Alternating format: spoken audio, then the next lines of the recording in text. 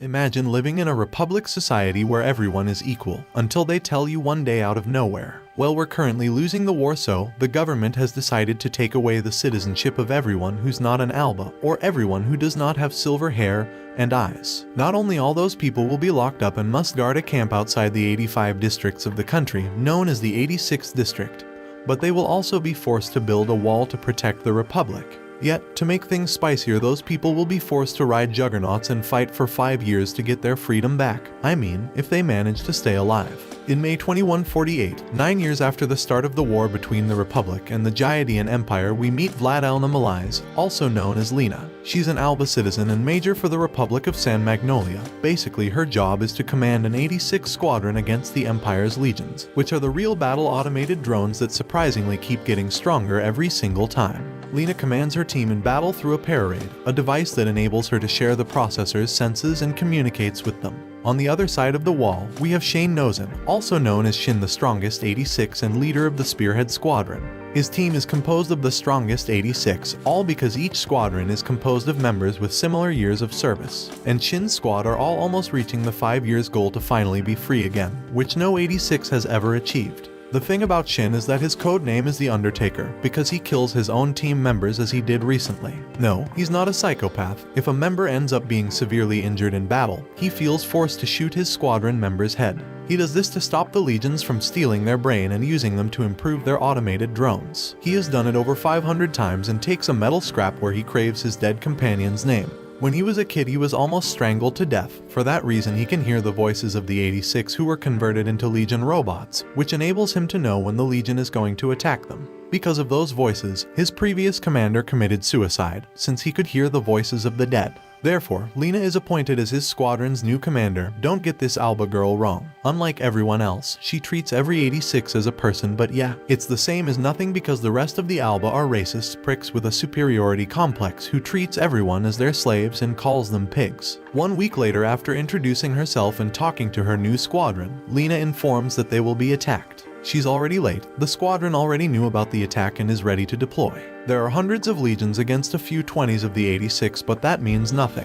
Shin's squad takes advantage of the high ground and starts to open fire like madmen. The legion's robots' numbers start to decrease very easily before they can even realize what the scraping hell is going on. They manage to finally locate the 86 positions, but it's too late. They launch their missiles, but they can't even hit the 86 back. It's a one-sided battle. The Spearman Squadron's skills are far better than those automated robots. They easily dodge everything as they take advantage of the terrain and blast those scraps away, until they are forced to split up and retreat because of a long-range gunner-type scorpion fire. Lena tries to do her job and provide info, but Shin simply tells her she's useless. Any info she provides will enable the enemy to locate them. Unwilling to lose, Shin charges forward, deciding to solo carry this battle. He rushes forward, dodges some missiles, dodges their bullets, and jumps on top of a robot, shooting it into the junkyard. He jumps back to the streets, dodges more bullets, and covers himself behind some demolished buildings to avoid fire. He charges forward again and uses his Juggernaut's blade to cut the Legion's robot's legs and shoots at scrapyards. To dodge, he launches a cable and uses it to climb on top of a bridge. Jumps right down on top of one as the Legion's robots are confused and blast it, making the robots retreat away. Later, Lena starts to call her squad every day, especially Shin because it's probably her kink. But not everyone wants to talk to her. I mean, nobody in the squadron wants to talk to her. Simply because why should they trust the same people who strip their rights and force them to fight to the death, and also because she seems to get close to Shin. She's quite a naive girl who believes she's going her best and they're going to win the war and change the world. But for the first time since she joined, one of the squad members dies. She tries to apologize to the squad, but some of them start ranting at her for being like just another Alba who sees them as slaves and not humans. That's why she's hiding in the capital luxuries and not on the front lines. But her real sin is that she never tried to learn their real names and only used their nicknames. Lena ends up having an emotional breakdown, but she later calls them to apologize and asks for their real names. Everyone introduces themselves and have fun. Shin tells her his name and Lena realizes she knows his elder brother. When Lena was still a kid, her father took her out to show her how badly the 86 are treated. He wanted his daughter to see the reality and fight for a noble cause. However, some Legion robots attacked them while they were traveling on a helicopter. Lena's father passed away, but she was saved by Shin's brother, Shaore. Lena was the only survivor and was hiding from the Legion's robot. Out of nowhere, Shin's brother appears and dodges the robot's bullets and takes the perfect opportunity to shoot it down. During that day, Shaori revealed that he just wished his 5 years of service to finally end and go back home to take care of Shin. However, Shin doesn't really have good memories of his brother. When Shin was still a kid, his brother went crazy blaming Shin for their parents' deaths and almost strangled him to death. But it's all in the past. Shaori doesn't want to kill Shin anymore because he can't, he's already dead. During Shin's early service years, he found the juggernaut that his brother piloted, and well, there was a body inside, but he lacked its brain. Weeks later, during another fight, they hear the voice of their previous companion who recently died. Lena starts to freak out when she hears the voices of the dead. Shin gets all mad. The Legion took his companion's brain and turned her into a puppet for the sake of this war. He finds the robot and coordinates everyone in the squad to attack and terminate the robot down, finally bringing peace to her soul. Lena doesn't understand why she could hear the voices, and Shin explains to her that unlike the Republic that uses the 86 to fight for them, the Legion robots are made with the dead 86's brains, enabling them to mass-produce robots that keep evolving. Therefore, the Republic is pretty much doomed. Because once all of the 86 are gone, the Republic will have nobody to fight for them. Lena cannot believe it, as she's the typical delusional girl who believes they will end the war before all of the 86 are dead. Sometime later, Shin's squad is all partying around like crazy, but once again they must fight. They start moving forward through a forest and dodge the Legion's heavy artillery. The Legion's robots have evolved. They already know the Spearhead most used strategy and tries to avoid it at all costs. But in the other hand, the Spearheads get all hyped up and shoot them back, sending them to the scrapyard. But the numbers increase and one of the juggernauts is blown into a swamp. Another member tries to help her just to get blown away. Some of the Legion's new humanoid robots run into his juggernaut and attach to it to self-destruct. The girl is still stuck in the swamp and can't get away. The Legion's robots approach her and she shoots them with a gun. It has no effect. She's doomed since nobody from the Spearheads can arrive in time to save her, and she decides to take her own life. After the fight finishes, Shin checks if any of his previous companions are still alive. The guy survived the explosion but is severely injured, so he puts an end to his misery. Due to the previous events, Lena decides to request aid for her squad. She wants reinforcements, an aerial strike, she wants everything. But she's simply denied. Days later, Shin's squad is ordered to investigate a place that seems fishy and smells like a trap. The Republic will do anything to stop them from being free and send their squad into suicide missions. It is indeed an ambush. The Legion uses long-range cannons to attack them from 75 miles away, wiping half of Shin's squad. From the original 24, there are only 9 left who manage to escape and stay alive. Lena once again wants to request reinforcements from the higher ranks because they sent new robots and resources, but they won't send new soldiers. The group decides to finally tell Lena the truth. They're almost finishing their 5 years of service, and the Republic doesn't care about their lives. They don't want them to survive. All those resources they've received aren't for them. It's for the next squad that will come to replace them after they get all wiped out. That's why the Republic decided to send them to that mission.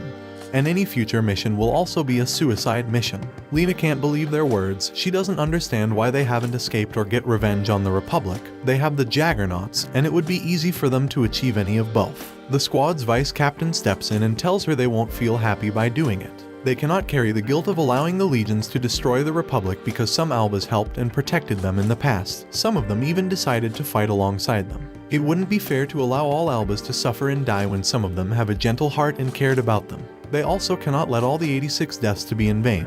They fought together, they lived together, and they loved each other. Therefore, they must fight for everything it matters to them, even if it means running into their own end. Lena then decides to ask her friend's help, Annette, who works for the military research and development sector. Lena wants Annette to help her stop everything, but Annette is a typical Alba who pretty much says everything is doomed. Lena should only deal with it. They cannot do anything to protect the 86 since they're in this discrimination state for the past 9 years, and Lena's sense of justice isn't enough to change the whole Republican mindset. Lena still insists on helping the 86, but Annette gets mad. She knows they cannot change their country's mindset. She knows how Lena feels and tells that before the war, when she was still a kid, she used to play every day with an 86 kid. But people started to complain about her connection to an 86 kid, so she decided to reject the kid, saying he was just a dirty kid who will never be as pure as her kind. During that same time, her parents wanted to hide this kid's family because they were friends and couldn't see them suffer with this war. Annette as a kid pulled out the betrayal card and denied such efforts, allowing the kid and his family to be taken away to a concentration camp. Annette tells this is only proof that everything is rotten. Everyone is an accomplice in this disgusting society. Even the para-raid system is a device made from experiments on 86 until they died. After their argument, Lena decides to ask the general for help. But he clearly denies it because they cannot allow any 86 to survive. They know they committed a crime against them, a crime that lasted for several years. The only solution they have is the extermination of the 86. Shin finally hears his brother's voice. He calls Lena to tell her about it. But not only that, he's already planning with his squad to move and finally destroy his brother's robot. And if they manage to stay alive, they will escape and try to find a place far from the Republic to finally live a peaceful life, hopefully as the last remaining 5 members. They enjoy their last moments in their base and then move out to their final battle. They find Shaorei's robot and tons of other legions. Their numbers just keep increasing every single time. This time it's 5 against hundreds. It's impossible for them to win. Shin suddenly hears his brother's voice. He smiles like a madman and starts to slowly move forward. The rest of the squadron starts to follow him, but the Legion starts a barrage of high-range attacks. They increase their pace, and Shin only has only thing in his mind: to kill his own brother. He finally finds his brother and dodges his attacks while shooting him back. He continues to dodge and gets the perfect moment to use some heavy artillery. But it has no effect, forcing him to dodge back. One of the Legion's robots tries to take Shin out but gets shot down by his robot's robot. Shaorei is still in control of his robot. Even though his brain is inside a Legion's robot, he wants this fight to be one-on-one. The rest of the squad is wasting all of their ammunition to destroy all of the Legion's robots, and they start to finally see some hope to stay alive. However, that only lasts for a few seconds. Out of nowhere, a whole new number of enemies appear, a far greater number. Suddenly, Lena contacts the squad and launches an aerial strike with Annette's help. She finally decided to help because she found out the dirty kid that she cucked 9 years ago is Shin. All those years accumulating guilt and the desire to know about him forced her to help Lena. Shin is still fighting against his brother, trying to dodge as much as possible while trying to shoot it back on blind spots. He zipper slides through the 3 lines. To avoid getting shot, he jumps into the air and uses his blade to slice his brother's robot and shoots a missile to finally finish it.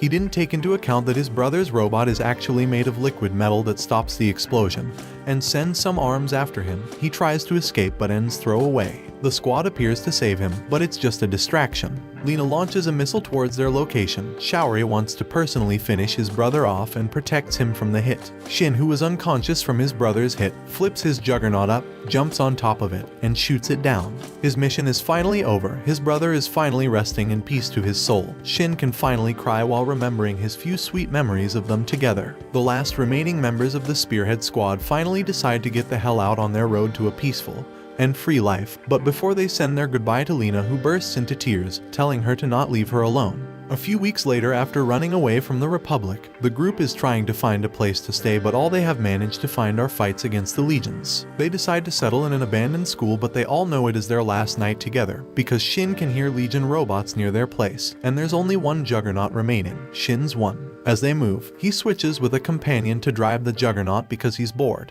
But he decides to go solo and leaves his squad behind.